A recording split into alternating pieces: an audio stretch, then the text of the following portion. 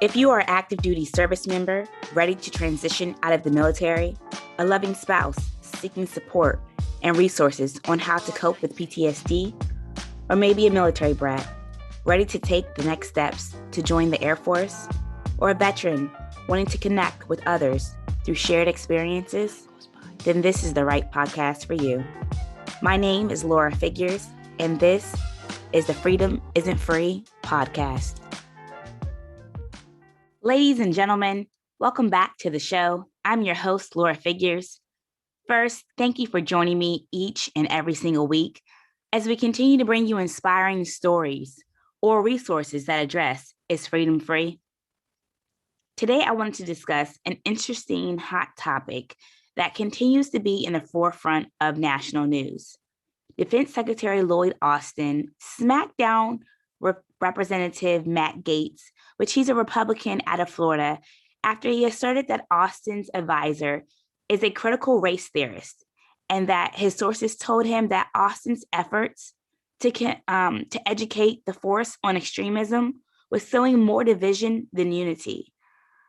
But then Representative Mike Waltz, he is out of Florida. He's a Republican out of Florida that was a National Guard colonel and Green Beret, went off about the discussion of critical race theory at West Point in an academic setting. He says cadets had recently attended a volunteer talk on quote unquote white rage. Now, after a couple of members of the House of Representatives laid into the Pentagon's top civilian and uniformed officials about the Defense Department's efforts to root out extremism and promote diversity and inclusion, the chairman of Joint Chiefs of Staff had enough. In response, Army General Mark Milley delivered a monologue. I would like for you to take a listen. First of all, on the issue of critical race theory, et cetera, I'll obviously have to get much smarter on whatever the theory is. But I do think it's important, actually, for those of us in uniform to be open-minded and be widely read. And the United States Military Academy is a university. And it is important that we train and we understand. And I want to understand white rage, and I'm white, and I want to understand it. So what is it that caused thousands of people to assault this building and try to overturn the Constitution of the United States of America? What caused that? I want to find that out. I want to maintain an open mind here, and I do want to analyze it. It's important that we understand that because our soldiers, sailors, airmen, Marines, and Guardians, they come from the American people. So it is important that the leaders now and in the future do understand it. I've read Mao Zedong. I've read Karl Marx. I've read Lenin. That doesn't make me a communist. So what is wrong with understanding, having some situational understanding about the country for which we are here to defend? And I personally find it offensive that we are accusing the United States military, our general officers, our commissioned, non-commissioned officers of being, quote, woke or something else because we're studying some theories that are out there. That was started at Harvard Law School years ago, and it proposed that there were laws in the United States, antebellum laws prior to the Civil War, that led to a power differential with African Americans that were 3/4 of a human being when this country was formed. And then we had a Civil War and Emancipation Proclamation to change it. And we brought it up to the Civil Rights Act in 1964. It took another 100 years to change that. So look, I do want to know. And I respect your service, and you and I are both Green Berets, but I want to know. And it matters to our military and the discipline and cohesion of this military. And I thank you for the opportunity to make a comment on that. Thank you, General. Now, I know you're wondering, is critical race theory a way of understanding how American racism has shaped public policy, or divisive discourse that pits people of color against white people? Liberals and conservatives are in sharp disagreement. Now, critical race theory is an academic movement of the civil rights scholars and activists in the United States who seek to critically examine the law as it intersects with issues of race and to challenge mainstream liberal approaches to racial injustice. Critical race theory examines social, cultural, and legal issues as they relate to race and racism. Now, this originates back in the mid-1970s in the writings of several American legal scholars. It emerged as a movement by the 1980s, reworking theories of critical legal studies with more of a focus on race. Both critical race theory and legal studies are rooted in critical theory, which is an approach to social theory established by members of the Frankfurt School, which they argue that social problems are influenced and created by societal structures and cultural assumptions that by individual and psychological factors. A good example is when in the 1930s, the government officials literally drew lines across areas deeming poor financial risk, often explicitly due to the racial composition of inhabitants. Banks subsequently refused to offer mortgages to Black people in those areas. Critical race theory sees racism as a systemic or institutional rather than just the collection of individuals' prejudices. It also views race as a social construct identity which serves to oppress non-white people. The theory emphasizes how racism and disparate racial outcomes can be the result of complex, changing, and often subtle social and institutionalized dynamics rather than the explicit intentional prejudice by individuals. In the field of legal studies, critical race theories emphasizes that merely making laws colorblind on paper may not be enough to make the application of the laws colorblind. Plausible colorblind laws can be applied in racially discriminatory ways. Academic critics of critical race theories argue that it relies on social constructivism, elevating storytelling, often evidence and reason, rejecting the concepts of truth and merit, and opposes liberalism. Since 2020, conservative lawmakers in the United States have sought to ban or restrict critical race theory instruction, along with other anti-racism programs. Critics of these efforts say that lawmakers have poorly defined or misrepresented the tenets and importance of critical race theory, and that the goal of the laws is to silence broader discussion of racism, equality, social justice, and the history of race.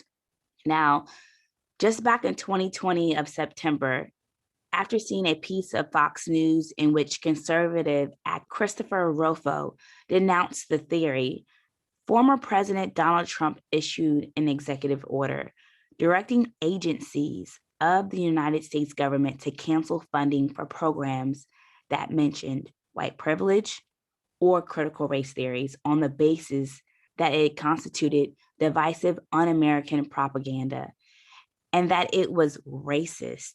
In a speech on September 17, 2020, former President Trump decried critical race theory and announced the formation of the 1776 Commission to promote patriotic education. Now, the 1776 Commission was co-chaired by retired political science professor Carol Swain, who wrote a New York Times editorial criticizing Lane Gundry during her 1992 nomination process. On January 20th of this year, President Joe Biden rescinded Trump's order and dissolved the 1776 Commission.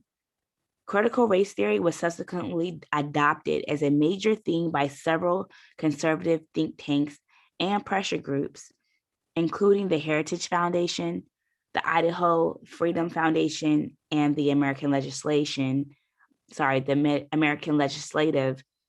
Exchange Council.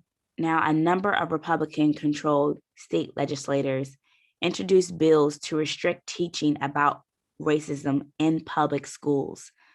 Several of these bills specifically mentioned critical race theory or singled out the New York Times 1619 Project. Now, just this past April, a bill was introduced in Idaho's legislature that would effectively ban any educational entity, which includes school districts, public charter schools, public institutions of higher education, in the state from teaching or advocating critical race theories or other programs involving social justice. On May 4th of 2021, the bill was signed into law by Governor Brad Little. On June 10th of 2021, the Florida State Board of Education unanimously voted to ban public schools from teaching critical race theory at the urging of Governor Ron DeSantis. As of this month, June 2021, 8 states have enacted laws banning the teaching of critical race theory, and 9 others are in the progress of doing so.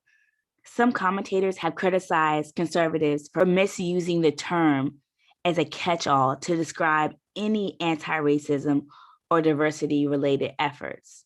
Christopher Ruffles' recognition on the term's usefulness as a political weapon for conservatives propelled the controversy over to mainstream. He actually wrote on Twitter that the goal is to have the public read something crazy in the newspaper and immediately think it's critical race theory. Now, I hope you're not thinking this. Does critical race theory say all white people are racist? The theory says that racism is part of everyday life. So people, white and non-white, who don't intend to be racist can nevertheless make choices that fuel racism. Some critics claim that the theory advocates discriminating against white people in order to achieve equality.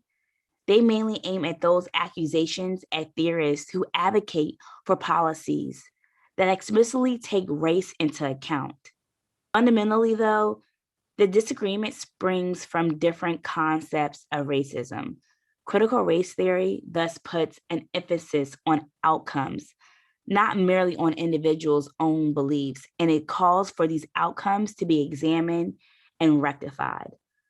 Now, among lawyers, teachers, policymakers, just the general public, there are many disagreements about how precisely do we do these things and to what extent we should do these, explicitly appealing to or referring to in the process. Because saying our nation is suffused with structural and institutional racism isn't saying our nation is bad, but that we're not perfect yet and can and must do better. But first thing is first, like the chairman of the Joint Chiefs of Staff, Army General Mark Milley stated, I want to maintain an open mind here. I want to analyze it. And it's important that we understand that because of our soldiers, sailors, airmen, Marines, and Guardians, they come from the American people.